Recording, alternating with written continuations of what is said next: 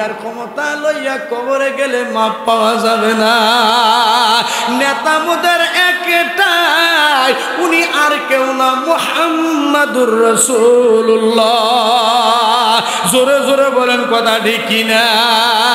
আমার ভাইরা, হযরতে সালমান বের হয়ে গেছে মাসকে মাস, দিনকে দিন, রাতকে রাত, পায়ে হাঁটিয়া হাঁটিয়া বাবা ওই সিরিয়ার রাজধানী দামেস্কে যখন চলিয়া গেছে, হযরতে সালমান চলতে পারে না, দুর্বল হয়ে পড়েছে। গোসলের সময় গোসল নাই, খানার সময় খানা নাই, দুর্বল হয়ে গেছে, পার চলে না। দামেস্কে গিয়া বাবা অলিতে গলিতে ঘুরে মানুষের কাছে জিজ্ঞাসা করে, ভাই মক্কার থেকে কোনো কাফেলা ব্যবসার জন্য আসছে নাকি? ভাগ্যের কি নির্মম পরিহাস দেখেন বাবা কিনা।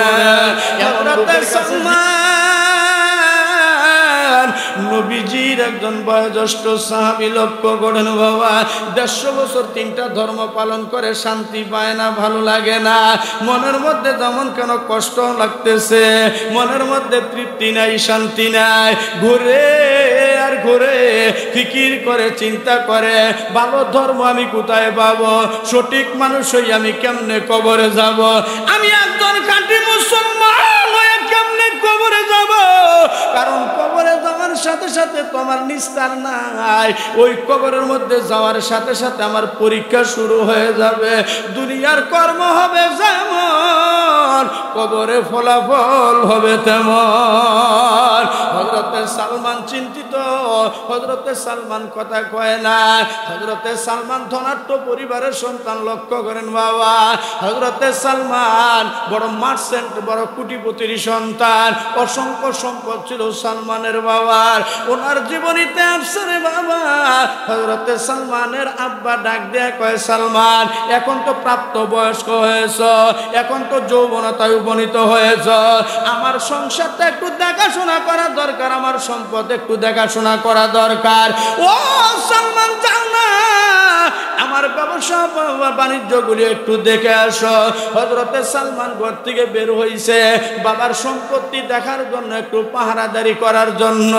রাস্তা দিয়ে হাঁটতেছে, সালমানের মনের মধ্যে কোনো শান্তি নাই, ভালো লাগে না।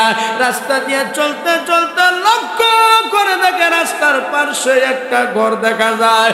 ওই ঘরের মধ্যে একটা পণ্ডিত, একজন পাদ্রী তাদের ধর্মীয় গ্রন্থ তেলাওয়াত করতেছে। তার সামনে ছিল ইনজিল, কারণ এই কি বলে, হযরতে ঈসা আলাইহিস সালামের ধর্ম গ্রন্থের নাম হলো ইনজিল, খ্রিস্টানরা যেটাকে বাইবেল বলে।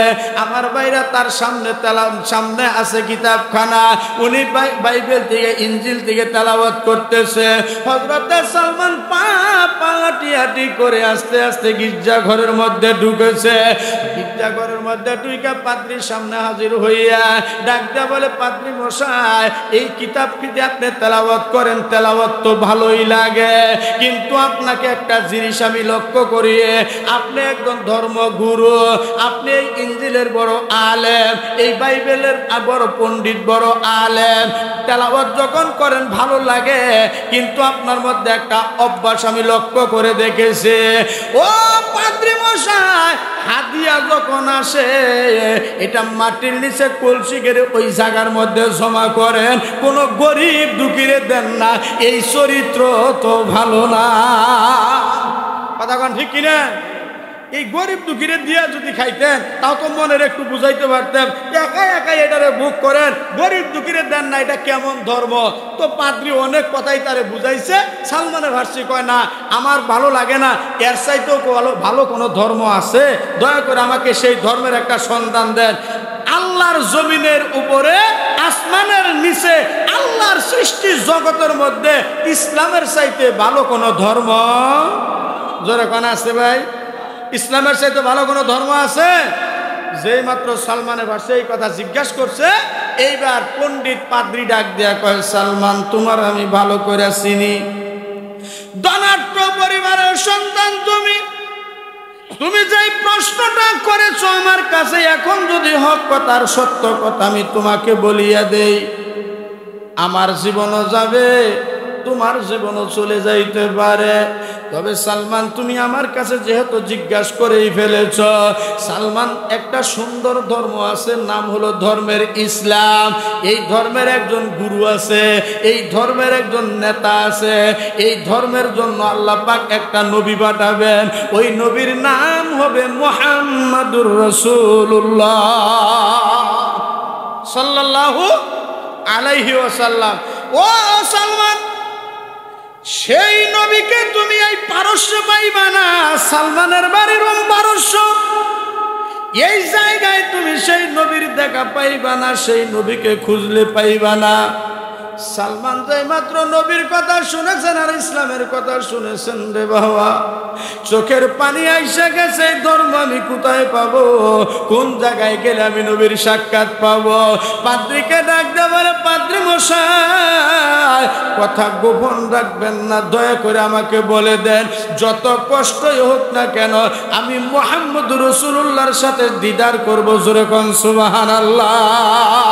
হযরত সালমান কান্দেন আর পাদ্রীর সামনে অনুনয় বিনয় করতেছে, বারবার যখন বলা বলি করতেছে। এইবার পাদ্রী ডাক দেয়া কয়, সালমান, ওই নবীকে যদি তুমি পাইতে চাও, নবীর হাতে হাত রেখে কালেমা পড়ে একজন খাঁটি মুসলমান হইয়া কবরে যাইতে চাও, তোমাকে রোম পারস্য ছাইরা ওই সিরিয়ার রাজধানী দামেস্কে যাওয়া লাগবে। ওই প্রতি বছর ওই মক্কা মদিনা থেকে অসংখ্য মানুষ সিরিয়ার রাজধানী দামেস্কে আসে ব্যবসা বাণিজ্য করার জন্য। তাদেরকে খুঁজে খুঁজে বের করতে হবে। যদি তাদের পরিচয় পাও, তাদের সাথে তুমি মক্কায় চলিয়া যাইবা। ওই নবীকে তুমি মক্কার জমিনে পাইবা, এই জায়গায় পাইবা না। দেশটা হলো মরুভূমির দেশ, দেশটা হলো খেজুরের দেশ, ওই দেশটা হলো পাথরের দেশ। ওই দেশের মধ্যে মুহাম্মদ রাসূলুল্লাহর লগে তোমার সাক্ষাৎ হয়ে যাবে। একজন খাঁটি মুসলমান হয়ে কবরে যাওয়ার জন্য দেখেন দুনিয়ার সব কিছু ছেড়ে দিছে। হযরতে সালমান কয়, জীবন থাকলে থাক আর না থাকলে না থাক। বাবার সহায় সম্পত্তির দিকে কোনো লক্ষ্য নাই, সোজা বাড়িতে চলে গেছে। নবীকে যদি না পায়, এই সালমানের জীবনের কোনো দাম। তাহলে তাদের কাছে নবীর দাম ছিল কিনা, দিনের দাম ছিল কিনা? কিন্তু আমাদের কাছে নবীরও দাম নাই, দিনেরও দাম নাই। আল্লাহর কসম করে বলি, নবীর দাম নাই। কেন জানেন? আমার এলাকায় একজন নেতার চরিত্র, নেতার সুরত এমন হয়েছে, এই কিছুদিন আগেও যখন আওয়ামী লীগ সরকার ক্ষমতায় ছিল, আল্লাহর কোরআন খানা হাতে, তখন তার দাড়ি ছিল এই পর্যন্ত। আমার দিকে খেয়াল করেন, কোন পর্যন্ত? এই বুক পর্যন্ত, মানে পেট পর্যন্ত তার দাড়ি লম্বা ছিল। আরে বিএনপি তো ক্ষমতায় এখনো যায় নাই, নির্বাচন হবে কি হবে না সেটা তো পরেকার বিষয়, একদিন না একদিন হবে ওটা বিশ্বাস করি। তবে আমার মনে হয় 30 সালের আগে হবে কিনা জানি না, এটা নেতাদের ব্যাপার। ক্ষমতায় যায়ই নাই, এত বড় দাড়ি কাইটা বর্তমানে দাঁড়িয়ে আছে 2 ইঞ্চির মতো। নাউজুবিল্লাহ, কি বাড়ির যায় কইবেন না? এই মাঠে কোয়া দরকার। আওয়ামী লীগ সরকার যখন ক্ষমতা ছিল, দাড়ি ছিল নাভি পর্যন্ত, এখন ওইটারে কাটটা বানাইছে 2 ইঞ্চি। আমি মনে মনে করি আওয়ামী লীগ সরকারই থাকা ভালো ছিল। আরে আল্লাহরে ভয় করে, নবীরে ভয় করে না হইলো সরকারের ভয়ে তো দাড়িটা রাখছাল। এই বেটি যায় এত মানুষের দাড়িগুলো শেষ করবে। কথা কয় না কেন? কথা কন ঠিক কিনা? তাহলে এগুলা কি নবীর আশেক? এগুলাকে নবীর আশেক বলা হয়? এগুলির নবীর আশেক বলা হয় না। জীবন যাবে না থাকবে সেইটা দেখা যাবে না। বাবার সম্পদ পাবো কি পাবো না ওই দিকে কোনো লক্ষ্য থাকবে না। আমার ঈমান আমল ঠিক করতে হবে, আমাকে মুসলমান হয়ে কবরে যাইতে হবে। এতে করে দুনিয়ায় বাঁচলে বাঁচবো, না বাঁচলে মরে যাব। যদি মরে যায় তো শহীদের খাতায় নাম লেখা হয়ে যাবে। কথা কন ঠিক কিনা? দুনিয়ার পাগল হয়ে গেছে বন্ধু, মুসলমান লক্ষ্য করে। বাবা মাইকটা আর একটু সুন্দর করলে, গলাটা খাইতে জানি কেমন, একটু মাইকটা ঠিক করে দাও। কথা বলতে একটু কষ্ট দিয়ে, এমনি গরমের দিন আরও একটু প্রেশার দিয়ে কথা বলা অসুবিধা হচ্ছে আপনাদের। আমি বেশি সময় না, মাত্র ওই সালমানের জীবনীটার মাধ্যমে ঈমান আমল সুন্দর কেন করতে হবে, খাঁটি মুসলমান হয়ে আল্লাহ কবরে যাইতে বললেন, এইটার গুরুত্বের উপরে কয়েকটা কথা বলেই আমি আপনাদেরকে নিয়ে মোনাজাত দেবো ইনশা। না যাইবেন গা? তার আগে যাইবেন গা কারা কারা? হাত তোলেন, কারা কারা যাইবেন গা? বরদোয়া নিয়েন না, ডায়াবেটিসের সম্ভাবনা থাকতে পারে। সবাই মিলে দোয়া খায়ের করে গেলে এই জায়গায় বসে যদি সবাই আমরা দোয়া করি, দোয়া কবুল করার মালিক কে? আরো জোরে বলেন কে? আল্লাহ ইচ্ছা করলে মাফ করে দিতে পারে না? বাইরে আমার বন্ধু, আমার দিলের কানটা লাগায়া দেন। হযরতে সালমান আল্লাহর নবীর সন্ধান পেয়েছে, এখনো চোখে দেখেন নাই। সত্য ধর্মের সন্ধান পেয়েছে, এখনো গ্রহণ করতে পারে নাই। চোখের পানিগুলি মুছতে মুছতে হযরতে সালমান বাড়িতে চলে আসলেন। গৃহের ঘরের ভিতর যখন প্রবেশ করলেন, মা সন্তানের চোখের দিকে তাকায় বুঝতে পেরেছে সন্তানের চোখের কোটায় পানি। হযরতে সালমান কাঁদতেছে। মা জিজ্ঞাসা করে, বাবা কেন কান্না করো? কেউ বকা দিয়ে আঘাত করেছে বলে না, এই সমাজের মধ্যে কেউ বকা দিবে, আঘাত করবে এমন ক্ষমতা কারো নাই। ও মা কেন কান্দি তুমি জানো গো মা?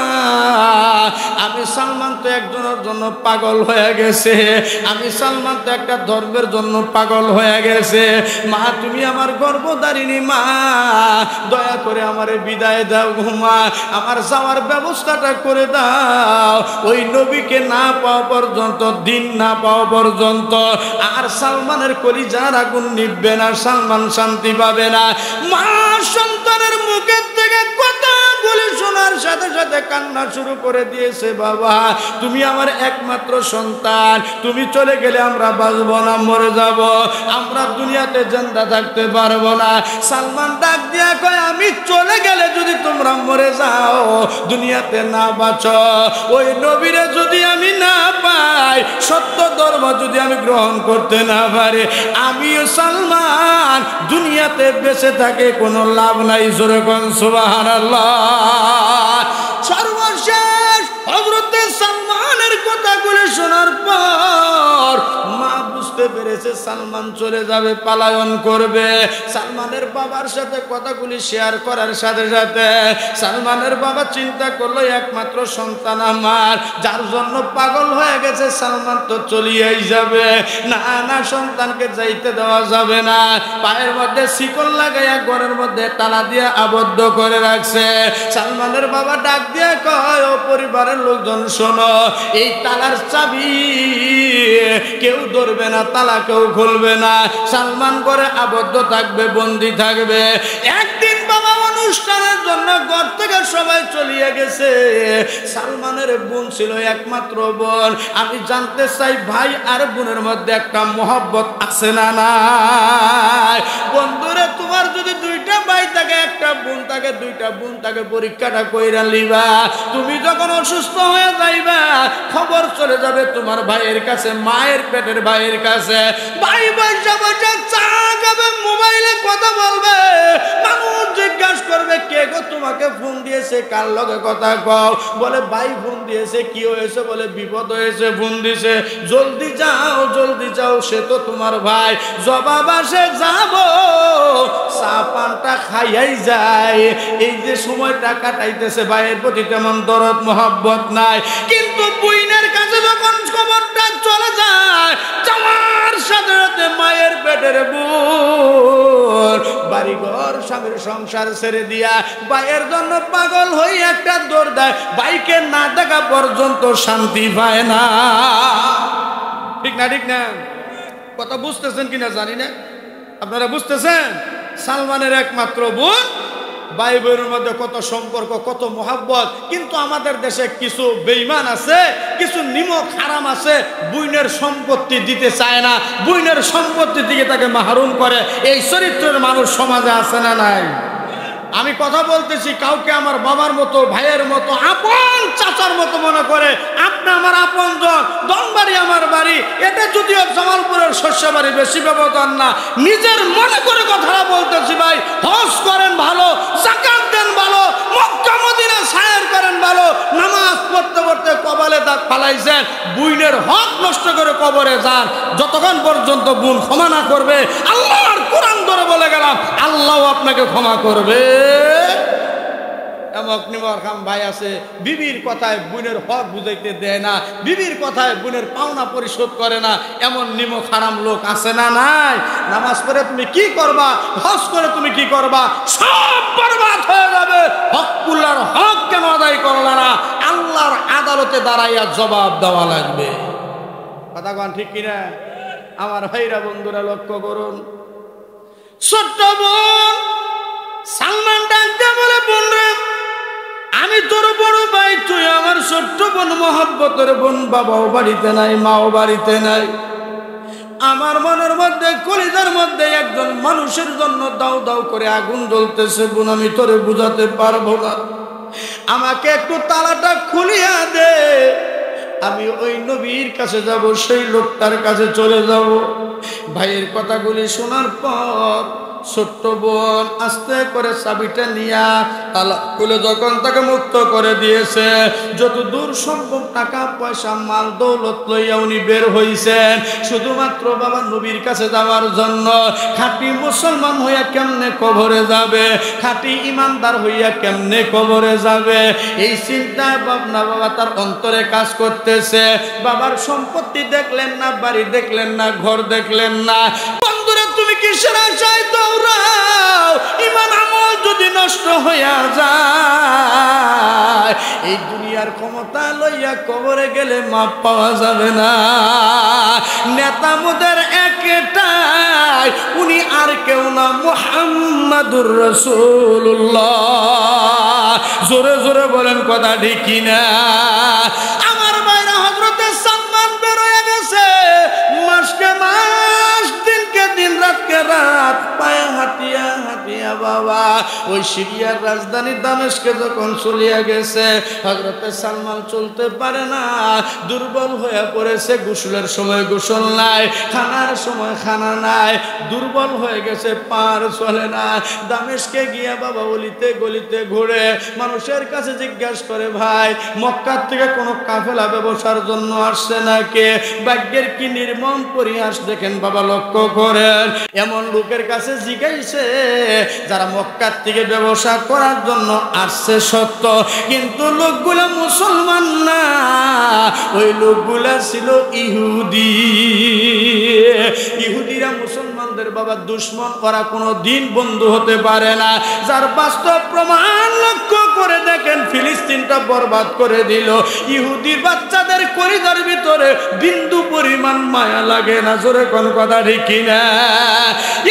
বন্ধুরে, এমন চিত্র আমরা দেখতে পেরেছি, দুগ্ধ প্রসূত সন্তান বাবা চাপা পড়ে আছে, কেউ নাই তাকে বের করবে, কত চিৎকার করতেছে, রক্ত রঞ্জিত শরীর, বাবা নাই, মা নাই, আপনজন কেউ নাই, গোটা ফিলিস্তিনটাকে দুলার সাথে মিশাইয়া দিছে রে বাবা। ওই ইহুদির বাচ্চাদের কলিজায় মায়া লাগে না, ওদের নাম হলো ইহুদি। এই ইহুদির সাথে তার সাক্ষাৎ হয়ে গেছে। লিডার ডাক দিয়া কয়, তোমার বাড়ি কোথায়? বলে, আমার বাড়ি হলো রোম পারস্য, নাম আমার সালমান। কোথায় যাবে? বলে, মক্কায় যাব। কেন যাইবা? বলে, মক্কার জমিনে একজন নবীর আবির্ভাব হইছে, মক্কার জমিনে একজন পয়গম্বর আছে যার নাম মুহাম্মাদুর রাসূলুল্লাহ, ওনার কাছে যাব, কালেমা পড়ে মুসলমান হব, খাঁটি ইমানদার হয়ে যাব, প্রকৃত মুসলমান হয়ে যাব। কারণ দুনিয়া থাকার জায়গা না, কখন দুনিয়ার থেকে চলে যাব কেউ জানে না। ও বন্ধুগণ, যখন বর্ণনা দিয়েছে ইহুদি ওই কাফেলার লিডার, উনি চিন্তা করে অনেক মালামাল মনে হয় তার কাছে আছে, ডাকতে বলে, কয়েকদিন পর আবার মক্কায় চলে যাব, বেচা কেনা শেষ করে চলে যাব, আমাদের সাথে তুমি যাইতে পারবে যুবক? তবে যাওয়ার জন্য তোমার কি সামানার সাথে আছে, টাকা পয়সা তুমি কিনে আসছো, আমাদের কাছে জমা দাও। এমন দোকা বাজার, ফাঁকি বাজার, বাটপার, সব টাকাগুলি তার কাছ থেকে জমা নিছে। হযরতে সালমান কয়, যাক যাক, সব টাকা চলিয়া যাক, কোনো আপত্তি নাই। এই সম্পত্তির পরিবর্তে হইলেও আমি নবীজির দিদার লাভ করতে চাই। জোরে কোন সুবহানাল্লাহ। হযরতে সালমান সব দিয়ে দিলেন ইহুদির লিডারের কাছে। উনি যখন টাকা পয়সাগুলি হাতে হাতে পাইলেন, মনে মনে বড় খুশি হইয়া গেছে। মনে মনে চিন্তা করে, সালমান রোম পারস্য থেকে আইছো দামেস্কে, এখান থেকে তোমাকে লয়ে যাব মক্কায়। যার কাছে তুমি যাইতে চাও তার কাছে তোমাকে নিব না। মক্কার জমিনে পৌঁছাইয়া মক্কার জমিনে যাওয়ার পর তোমাকে মক্কার বাজারে গোলাম হিসাবে বিক্রি করে দেওয়া হবে। এমন বাটপার এখনো আছে না নাই? কথা কয় না, আছে না নাই? বাটপার নম্বর 1, নাম ভালো কিন্তু বাটপার নম্বর 1। আমার ভাইরা হযরত সালমানকে নিয়ে মক্কাতে চলে গেছে। লম্বা, অনেক লম্বা কথা। মক্কাতে যাওয়ার পরে মক্কার বাজারে গোলাম হিসাবে বিক্রি করছে। এক বেদিন খেজুরের মালিক ছিল, উনার কাছে বিক্রি করছেন। উনার কাজ হলো খেজুর গাছ পরিষ্কার করা। উনি কি খেজুর গাছ পরিষ্কার করার জন্য গেছে না নবীর দিদারের জন্য গেছে? নবীর দিদার, নবীর সাক্ষাতের জন্য। যখন রোম পারস্য থেকে রওনা হয়, ওই খ্রিস্টান পাদ্রী বলে দিয়েছিল, সালমান তুমি মক্কাতে যাইবা নবীর সন্ধানে। যে কেউ নবী কিন্তু দাবি করতে পারে, খবরদার যে কেউ নবী হবে না। নবী দাবি করলেই নবী হয় না। কথা ঠিক কিনা? আল্লাহর নবীর পরে বহু মানুষ নবুয়তি দাবি করছে, নবী দাবি করছে। মুসাইলাতুল মাতুল কাজ্জাব নিজেকে নবী দাবি করছে। ও বন্ধুগণ, কাদিয়ানীরা নবীকে নবী দাবি করছে। যেরকম ঠিক কিনা? গোলাম আজম কাদিয়ানী নিজের নবী দাবি করছে। কেমন অভিশাপ লাগছে, টয়লেটের মধ্যে পইরা মারা গেছে। গোলাম আজম কাদিয়ানী নিজের নবী দাবি করে, তার ছেলা পেলারা নিজে তাকে নবী হিসাবে মানে। গোলাম আজম কাদিয়ানী তার বংশধর কাফের, এই কথাকে স্বীকার করবে না যারা, তারাও কাফের। কথা কোন ঠিক কিনা?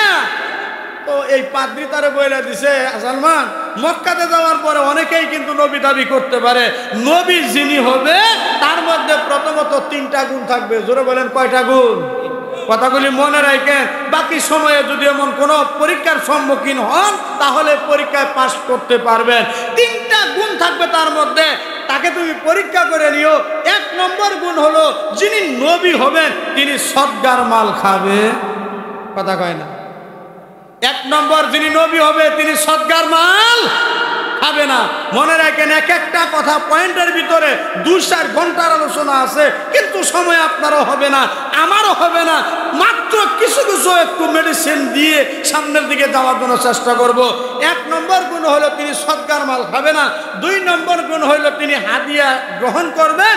3 নম্বরের গুণ হলো তিনার ডান পার্শ্বে বাহুর উপরে মোহরে নবুয়তের সিল থাকবে। যেরকম সুবহানাল্লাহ, এখানে একটা সিল থাকবে ডান পার্শ্বে।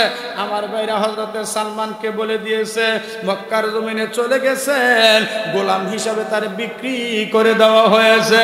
খেজুর গাছগুলি পরিষ্কার করতে যে কত কষ্ট, আর চোখ দিয়ে পানি ছাড়ে কান্দেন নবী গো। আসলাম আপনার দিদারের জন্য, আসলাম আপনার হাতে কলেমা পড়ার জন্য, আপনার চেহারাটা দেখার জন্য, খাঁটি মুসলমান ইমানদার হওয়ার জন্য। ইয়া রাসূলুল্লাহ, ইয়া হাবিবাল্লাহ, আমি তো বাটপারদের চক্করে পড়ে গেছে, আমি তো ধোঁকাবাজদের চক্করে পড়ে গেছে। ওগো নবী, আপনাকে কোথায় গেলে পাওয়া যাবে? কখন কোথায় আমি আপনাকে পাবো? আমার অন্তরটারে আমি শান্ত করব।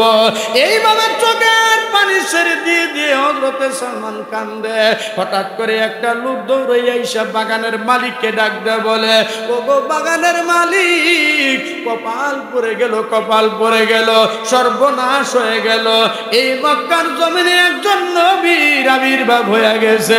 উনি কালেমার দাওয়াত দেয়, ওনার নাম হলো মুহাম্মাদুর রাসূলুল্লাহ। যেই মাত্র নবীর নাম শুনছে, হযরতে সালমান বলেন, আমি গাছের উপর থেকে যে কেমনে নাম নিচে আসছি নিজেও বলতে পারবো না। শরীরের ভিতরে কাঁঠার আঘাত লাগে, অনেক জায়গায় কেটে গেছে। সামনে গিয়ে জিজ্ঞেস করলাম, কার নাম বললেন ভাই? তাকে কোথায় পাওয়া যাবে?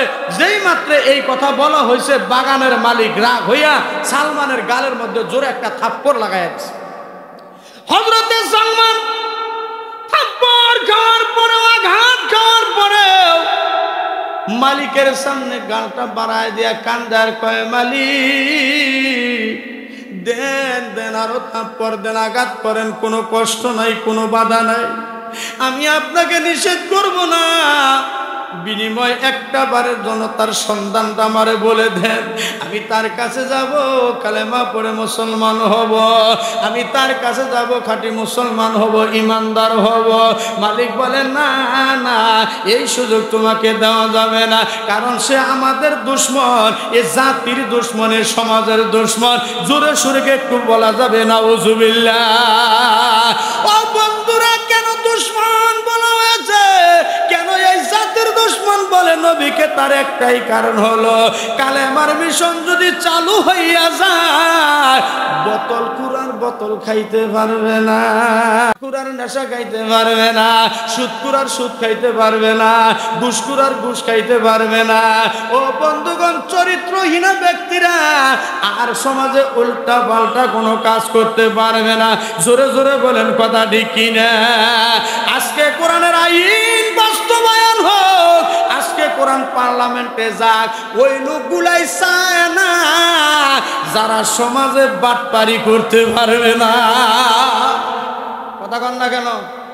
সমাজের রাজ্য, কোরআনের রাজ্য যদি কায়েম হয়ে যায়, কোরআন যদি পার্লামেন্টে চলে যায়, ও বন্ধুগণ, দুঃখ আর আফসোস দিয়ে কথা বলতে হয়, 90% বাংলাদেশের ভিতরে, মুসলমানের এই দেশের ভিতরে, কয়েকদিন আগের নিউজ, গাজীপুরে 13 বছরের একটা মাদ্রাসার ছাত্রীকে হিন্দুর বাচ্চা ধর্ষণ করেছে। এই সাহস তো পাওয়ার কথা না। কথা কন না কেন? আমরা যারা মুসলমান আছি, শুরুতে মুসলমান, আমরা চেহারায় মুসলমান, আমরা প্রকৃত মুসলমান না। মুসলমানের একটা মেয়ে মাদ্রাসার ছাত্রী, 13 বছর বয়স, গাজীপুরের ঘটনা। আমার বাইরে ফেসবুকে আসছে, পত্রিকায় আসছে, খবরে শুনছেন, অনেকেই শুনছেন, অনেকেই শোনেন নাই। হিন্দুর বাচ্চা, এত বড় সাহস কি করে হলো? 3 দিন পর্যন্ত রুমের ভিতরে আটকায়া তাকে দর্শন করা হয়েছে। কোরআনের রাত যদি কায়েম হয়ে যাইতো, দর্শন করবে তো দূরের কথা, কোরআনের একটা আইন দেখার পরে এই দেশের চরিত্রহীন লম্পটদের, চরিত্রহীন যুবকদের স্বপ্ন দোষ বন্ধ হয়ে যায়। কথা বলেন ঠিক না বেঠিক? একটাকে যদি সুপ্রিম কোর্টের সামনে উক্তা করে লটকাইয়া যদি বিচার করা হতো, আর এটা মিডিয়ার মাধ্যমে প্রচার হইতো, জানা করবে তো দূরের কথা, ইফতিজিং হবে তো দূরের কথা, এই যুবকদের তো স্বপ্ন দোষ হওয়ার কথা না। কথা ঠিক বললাম না ভুল বললাম? আরো জোরে কন না কেন? আমার ভাইরা, কোরআনের রাত যদি কায়েম হয়, আকাশ থেকে যখন বৃষ্টি পড়ে, ও বন্ধুগণ, মুসলমানের জমির ভিতরে যেরকম বর্ষণ হয়, পাশাপাশি হিন্দুর জমিন থাকলেও ওই পরিমাণে বর্ষণ হয়।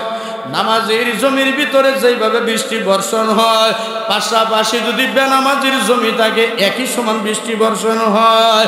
আল্লাহর কোরআনের রাত যদি কায়েম হয়ে যায়, জাতি বর্ণ নির্বিশেষে বাংলার জমিনে সমস্ত মানুষগুলি সুখ আর শান্তিতে বসবাস করতে পারবে।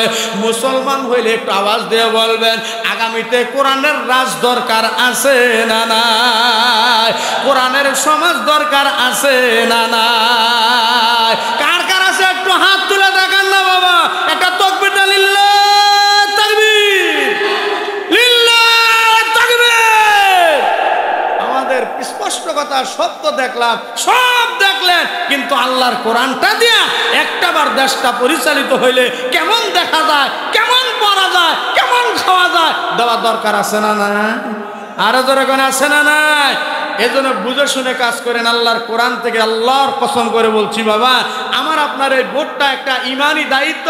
এমন কাউকে দিয়েন না ওই লোকটার মাধ্যমে, আপনি ভোটের মাধ্যমে পাশ করার পরে, ক্ষমতায় যাওয়ার পরে যত অপকর্ম করবে, সম পরিমাণ অপরাধ গুণাগুলি আপনার আমল নামায় কিন্তু জমা হবে। তাহলে বুঝে শুনে কাজ করা দরকার আছে না নাই? আরো যখন আছে না নাই? বন্ধুরে আমার লক্ষ্য করুন, এই মানুষগুলি যখন বলে সমাজের ভিতরে যদি লা ইলাহা ইল্লাল্লাহর আইন চালু হয়ে যায়, মুহাম্মদের মিশন যদি চালু হয়ে যায়, আমাদের বোতল বন্ধ হবে, সুদ বন্ধ হবে, ঘুষ বন্ধ হবে, আমাদের নেতৃত্ব থাকবে না, তোকে যাইতে দেওয়া হবে না। সালমানের কলিজায় আগুন দাও দাও করে বলেন, কখন কোন মুহূর্তে যাইতে করতে পারবো। মালিককে ফাঁকি দিয়া সালমান চলে গেছে আল্লাহর নবীর কাছে। আল্লাহর নবীর কাছে হাজিরা দিয়া প্রথমত পাদ্রী যে বলেছে সদগার মাল লইয়া যাইবেন, যদি সদগা গ্রহণ করে বুঝবেন উনি নবী না। সদগা যদি গ্রহণ না করে 3টা প্রশ্নের 1 নম্বর প্রশ্ন তিনি পাশ করবে। জোরে কোন সুবহানাল্লাহ। সদগা সকলের জন্য বৈধ না। এই বাবা রে বয়ান দে, তোরা যদি কথা কস তাহলে কি হইল? কথা আস্তে আস্তে দেবো, আস্তে আস্তে দেবো। কথা থেকে খেয়াল আছে? সমস্যাটা কোথায়? খালি আপনাদেরকে দোষী না, এখন আমাকে আমি দুষবো। কি শুনবেন না শুনবেন না? হ্যাঁ, এখন দোষ আপনি না, দোষ আমাদের বলবো। কারণ মৌলবীগণ দোষের কথা শুনলে তো আপনারা খুশি হন। কথা কোন ঠিক না? আপনারা হাজার হাজার অন্যায় করবেন, অপরাধ করবেন, বাস্তবে করবেন, ওই বাস্তবতাটা আমরা বলতে গেলেও আমাদের দোষ। মৌলবী করে নাই, যদি একটু নিউজ পায় তো আল্লাহ মাশাআল্লাহ পুরা দেশ খবর হয়ে গেছে। কথা কোন ঠিক না? ঠিক না? সদগার মাল সবাই খাইতে পারবে না। সদগার মালের খাওয়ার অধিকার হক হইল সমাজের ভিতরে সবচাইতে দরিদ্র যারা, একেবারে হত দরিদ্র তাদেরকে বলা হয় মিসকিন কাঙ্গালরা সদগার মাল খাবে। জোরে কোন কথা ঠিক কিনা?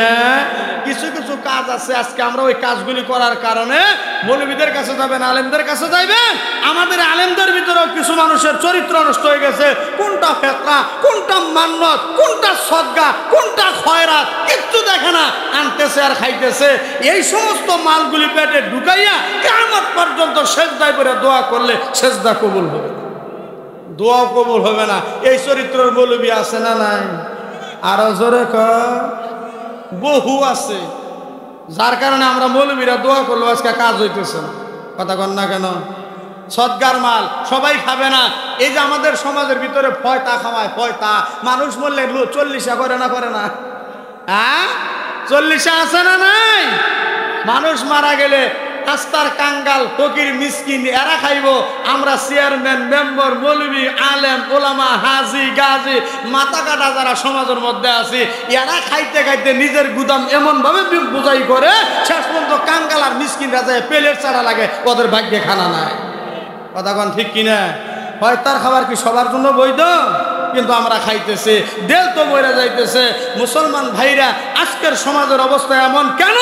শুধু দোষ আপনাদের না, আমাদের মতো কিছু নামদারি উলামায়ে কেরামের জন্য। সবাই খারাপ না, কিছু ভালো আছে, বেশিরভাগ গুলা খারাপ। বাবা মা মারা গেলে খতম করে টাকা নেই নাকি? নেই না? কথা কয় না?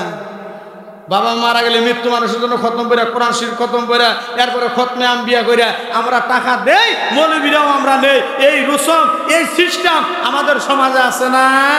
বন্ধুরা লক্ষ্য করুন, বাবা মারা গেছে, মা মারা গেছে, আপনজন যদি কেউ মারা যায়, হুজুরদেরকে নিয়ে আসছেন, খতম করাইলেন, কোরআন খতম হোক আর খতমে আম্বিয়া হোক, খতম শেষ হয়ে গেছে। ওনারে টাকা না দিলে মন খারাপ করে, টাকা দিয়ে দিলেন। এত কম দিলেন কেন? এতগুলা মানুষ 500 টাকা 600 টাকা কামলার ময়না, সারাদিন খতম করলাম মাত্র 200 টাকা। এদের যত টাকাই দেন না কেন বাবা, আল্লাহর কসম করে বলি, আপনার বাবার কবরে সব যাইব তো দূরের কথা, 1 পয়সার উপকার হবে না। আমরা তো এইভাবে কাজ করতে করতে বিনাশ করছি না। লক্ষ্য করেন, বিনাশ আমরা সবাই মিলেই করছি, সব আমরা মিলা করছি। কথা কোন ঠিক না? না, ওই সমস্যা নাই। লক্ষ্য করেন, আমাদের অন্তরটা মরে গেছে কেমনে? যে গাছের করে দেওয়া দরকার ছিল পানি, পানি না দিয়া যদি গাছের করে বিষ ডালি, গাছ কি বাঁচবে? কথা কোন বাঁচবে? বন্ধুরা লক্ষ্য করুন, 1 নম্বর শর্ত হলো সালমান নবীর কাছে যাইবা, 1 নম্বর পরীক্ষা, সদগার মাল দিবা। সদগার মাল যদি নবী হয় সদগার মাল গ্রহণ করবে না, কারণ কোন নবীর জন্য সদগার মাল গ্রহণ করা জায়েজ না। হযরতে সালমান চলে গেছে নবীর সামনে, গিয়া ডাক দিয়া কয়, হুজুর আমি আপনার কথা শুনেছি, প্রথম সাক্ষাৎ, প্রথম দিদার আপনার সাথে। হুজুর এই যে নেন, আপনার জন্য কিছু সদকা নিয়ে আসছে। আল্লাহর নবী ডাক দিয়া কয়, যুবক কে তুমি ঘর কোথায়, বাড়ি কোথায়, কি পরিচয়? যুবক তুমি আমার জন্য সদকার মাল নিয়ে আসছো বাবা। আমি সদকা গ্রহণ করতে পারবো না, এটা আমার আল্লাহ নিষেধ করে দিয়েছেন। নবীর জন্য সদকার মাল গ্রহণ করা জায়েজ নাই, আমি সদকা গ্রহণ করতে পারি না। হযরতে সালমান অন্তর থেকে এমন একটা খুশি হইছে, ডাক দিয়া কয় হুজুর আপনি 1 নম্বর পরীক্ষায় পাস করে ফেলাইছেন। জোরে জোরে কন্যা মারহাবা। সালাম দিয়ে চলে গেছে। হযরতে সালমান পরের দিন আসে আল্লাহর নবীর কাছে এসে কয় হুজুর আজকে আপনার জন্য কিছু হাদিয়ার খেজুর নিয়ে আসি, গ্রহণ করেন। নবী মুস্কি হাসি দিয়া ডাক দিয়া বলে যুবক রে, হাদিয়ার মাল নিয়ে আসো, হাদিয়া খাওয়াও সুন্নত, দেওয়াও সুন্নত। তুমিও খাইতে পারবা, আমিও খাইতে পারবো, গরিবও খাইতে পারবে, ধনাঢ্য ব্যক্তিও খাইতে পারবে। হযরতে সালমান ডাক দিয়া কয় হুজুর খেজুর খাবো পরে, আপনি যে 2 নম্বর প্রশ্নে পাস করে ফেলাইছেন। আর একটা মাত্র প্রমাণ আছে, এই প্রমাণটা আমি কেমনে করব? কারণ নবী যেই জায়গার মধ্যে মোহরে নবুয়তের সিল লাগানো আছে, নবী যদি জামা না খোলে মোহরে নবুয়তের সিল দেখা যাবে না। নবীর চরিত্র তো সর্বসময় আল্লাহর নবী নিজের দেহ মুবারকটাকে ডাইকা রাখতেন, উলঙ্গ রাখতেন না। আর আমাদের দেশের শিক্ষিত যত বেশি হয়, আস্তে আস্তে কাপড় চোপড় বাবা শর্ট হয়, যত টাইটেল অর্জন করে আস্তে আস্তে কাপড়গুলো শরীর থেকে সরতে থাকে। বুঝে থাকলে কথা বলেন ঠিক কিনা? বন্ধুরা আমার, বাইরে আমার লক্ষ্য করুন, হযরতে সালমান ভিতরে ভিতরে খুশি হইয়া গেছে। 2টা পরীক্ষায় পাস করলে এখন মোহরে নবুয়তের সিলটা আমি কেমনে দেখে? নবী যেদিকে যায় হযরতে সালমান পিছনে পিছনে সেই দিকে যায়। আল্লাহ নবী বুঝতে পেরেছেন কারণ নবীর সাথে ডাইরেক্ট কালেকশন হলো আমার আল্লাহ। নবীর সাথে কালেকশন কার? কথা বুঝতেছেন না? বুঝুন না? খাঁটি মুসলমান কাকে বলে দেখে? মন চাইলেই নিজের দাবি করলে মুসলমান হওয়া যায় না। আমরা যে মুসলমান, এই মুসলমানের গরু খাওয়ার মুসলমান। কথা কোন ঠিক কিনা? আমরা যে মুসলমান, সমাজের ভিতরে বিয়ের দাওয়াত হয় তাতে খাওয়ার মতো মুসলমান। প্রকৃত মুসলমান আমরা নই, হতে পারি নাই। আপনি হন আর আমি হই, আমরা একরকম বলি আর এক রকমের করি। হযরতে সালমান পিছনে পিছনে ঘুরে আল্লাহ নবী বুঝতে পেরেছেন, ডাক দিয়ে বলে যুবক কি ব্যাপারে এইভাবে তুমি আমার পিছনে পিছনে গুড় গুড় করো কেন বলো না? সালমান বলে হুজুর একটা প্রমাণ বাকি আছে, আমি কেমনে আপনার বলি, আমার তো সাহস হয় না, সাহস পাই না। মুস্কি হাসি দিয়ে আল্লাহর নবী ডাক দেয়া কয় সালমান আয় আয় আয়, তোর মনের খবরটা আমার আল্লাহ আমারে জানাইয়া দিছে। ও সালমান আমার কাছে আল্লাহর নবীর সামনে যখন আমি সালমান চলে আসছে রে বাজান, নবী আমার আস্তে করে জামা মুবারকটা সরাইয়া ডাক দিয়া কয় দেখতো এখানে কি লেখা? সালমান মোহরে নবুয়ত দেখার সাথে সাথে একটা চুমু দিয়া আল্লাহর নবীর জড়ায় ধরে ডাক দিয়া কয় হুজুর আমারে কালেমা পড়াইয়া মুসলমান বানায় দেন। আল্লাহর নবী কালেমা পড়াইয়া দিলেন। সালমান ডাক দিয়া কয় হুজুর এখন আমি কালেমা পড়লাম, আমার করণীয় কি, আমার কাজ কি? কালেমা পড়লেই শুধু চলবে না কালেমা পড়ার পরে কাজ আছে না নাই? এ কথা কয় না, আছে না নাই? শুধু কালেমা পড়লেই হবে না। রবীন্দ্রনাথ ঠাকুরও কালেমা পড়তে পারে, মুসলমান না। কথা কয় না কেন? রবীন্দ্রনাথ ঠাকুরেও কালেমা পড়তে পারে, মুসলমান না। আমাদের দেশে হীরেন্দ্র বাবু, নরেন্দ্র বাবু অনেকেই কালেমা পড়তে পারে। আমার জাগিরা চালা একটা হিন্দুর ঘর আছে, রঞ্জিত নামে একটা লোক আছে বাবা। আমি কয়েকটা সবাই তারে লইয়া গেছি, আমার সাথে গেছে হিন্দু। কেন লইয়া গেছি জানেন নে? যদি হেদায়েত থাকে কোন কথার মাধ্যমে জানি কালেমা পড়ে মুসলমান হয়ে যায়, এই আশায় তার আমি কয়েকটা সবাই লইয়া গেছে। কালেমা যদি জিজ্ঞাসা করেন বাবা এত সুন্দর করে কালেমা পড়ে, আমার দেশের অনেক শিক্ষিতরা ওইভাবে কালেমাও পড়তে পারে না।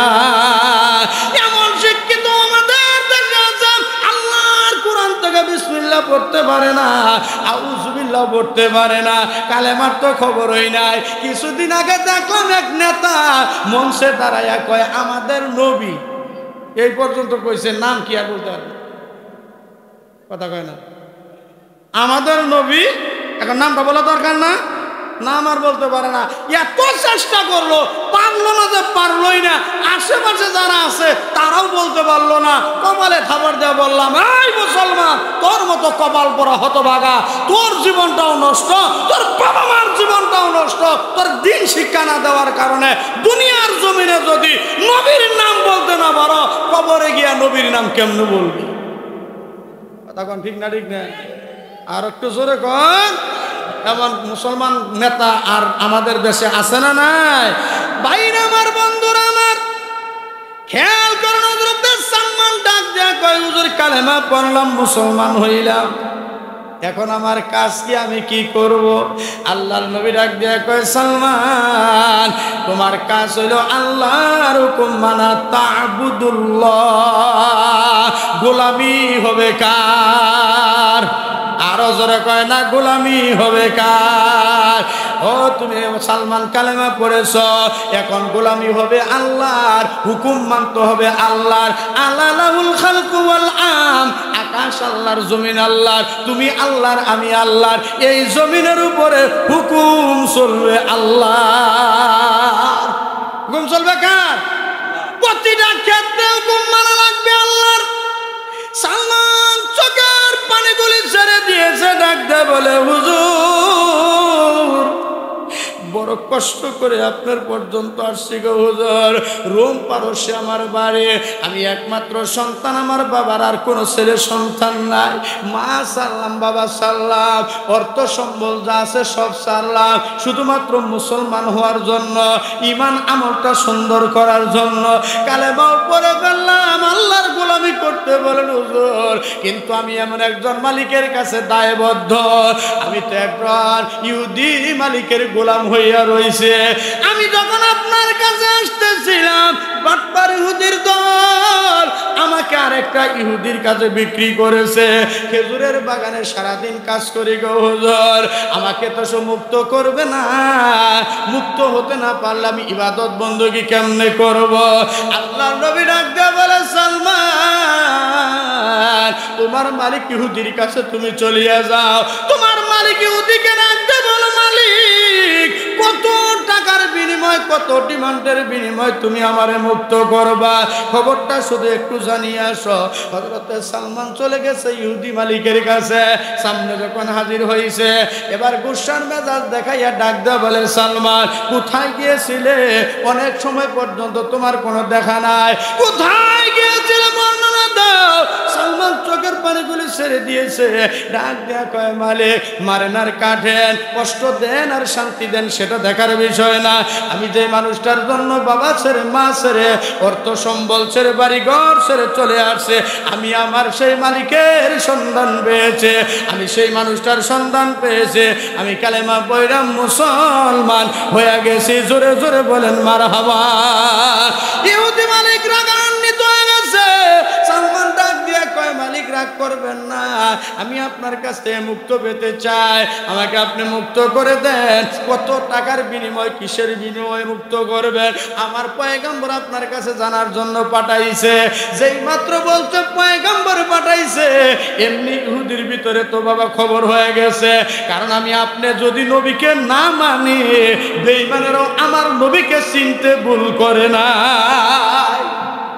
সমস্যা হলো চিনার মধ্যে কোনো সমস্যা নাই, মানার মধ্যে সমস্যা।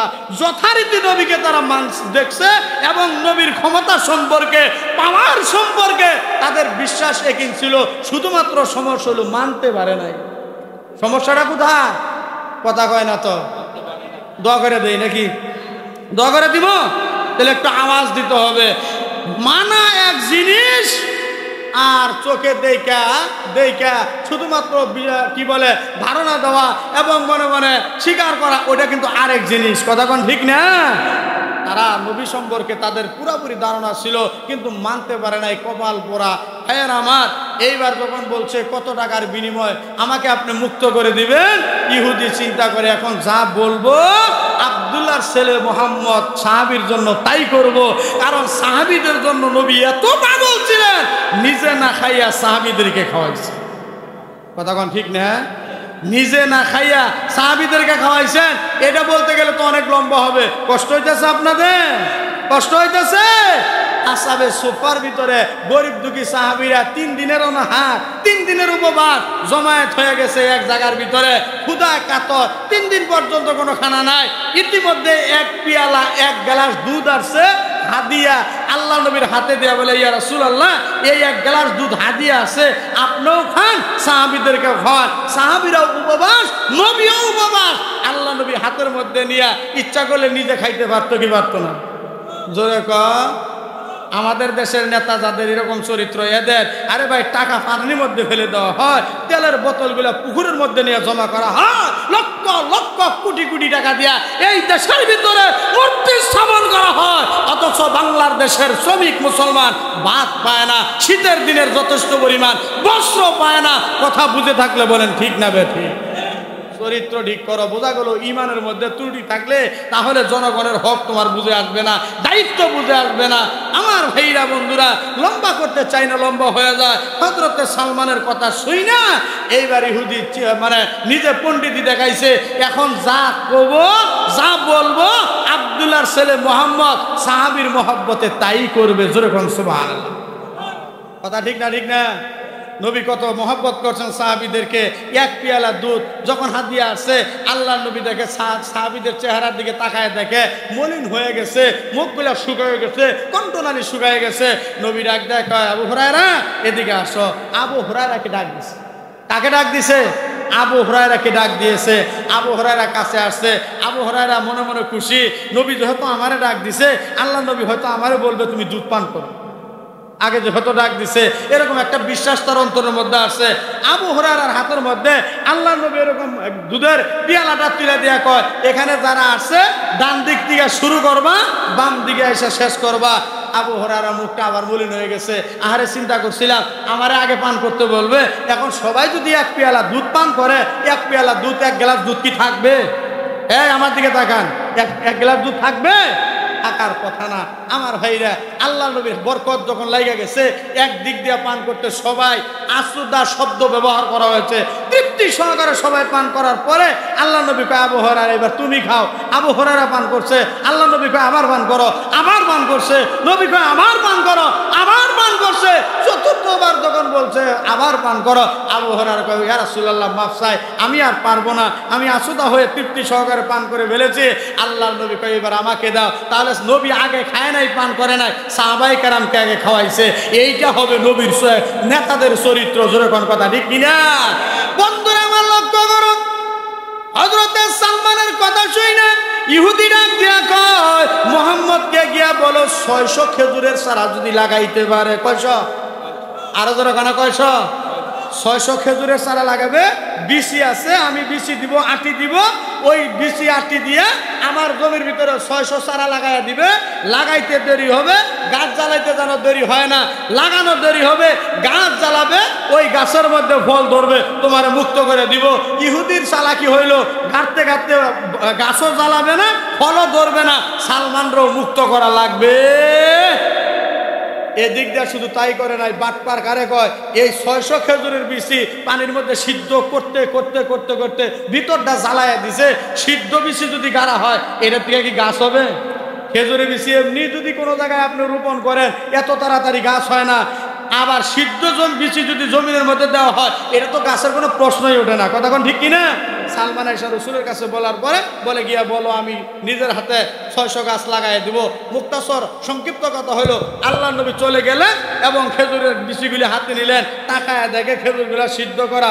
নবীও বুঝতে পারছেন কেরেশমা যা করছে, পণ্ডিতি যা করছে, আমার আল্লাহ জানে কি জানে না? আল্লাহ না দেখো বন্ধু, চিন্তার কারণ নাই, চিন্তার কারণ নাই। ইন্নাল্লাহ আলা কুল্লি শাইইন কাদির, সমস্ত ক্ষমতার চাবিকাঠি আমার হাতে।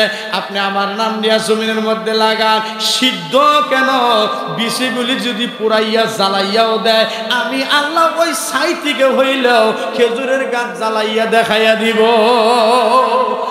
নবী সাহাবীরা গর্ত করে আর নবী খেজুরের বিচি দেয়। দিতে দেরি হয়েছে, একদিক দিয়ে দিতেছে, আরেক দিক দিয়ে গাছ হইতেছে। আল্লাহু আকবার, জোরে কর না।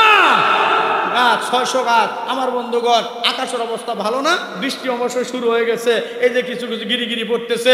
একটা কথাই বুঝাইবার জন্য এই পর্যন্ত আপনাদেরকে নিয়ে আসলাম, বাকি আলোচনা আজকে আর সম্ভব নয়।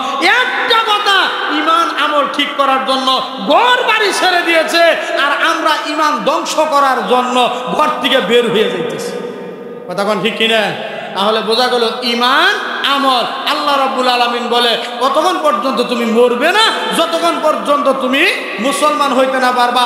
এক সালমানে ফার্সির জীবনী নিয়ে আলোচনা করলে ফজর হয়ে যাবে। 250 বছরে কালেমা পড়ে মুসলমান, 350 বছর বয়সে উনি ইন্তেকাল করছেন। জোরে কোন সুবহানাল্লাহ।